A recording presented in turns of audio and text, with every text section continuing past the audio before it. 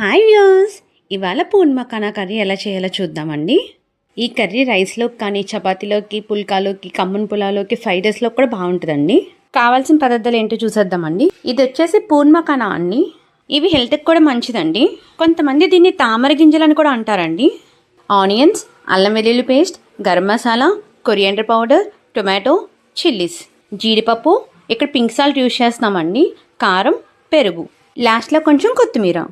First stove on చేసుకుని బాణీ తీసుకుని కొంచెం ఆయిల్ అనేది హీట్ చేసుకోవాలండి. ఆయిల్ మరీ హీట్ అయిపోకర్లేదండి. తర్వాత పూన్ మకాని వేసుకుని సిమ్లో పెట్టుకుని వేపుకోవాలి.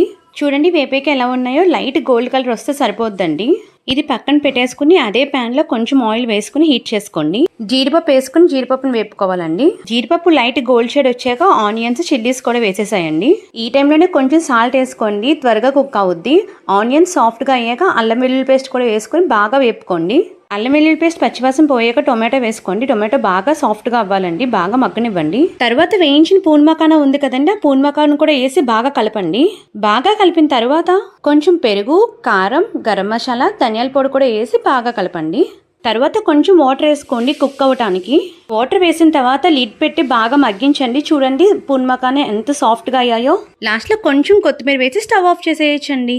అంతేనండి, పూన్ మకానా కర్రీ రెడీ అయిపోయింది. ఈ కర్రీ కనుక మీకు నచ్చినట్లయితే do like, share and subscribe. I am Deepika Raju. Thank you so much.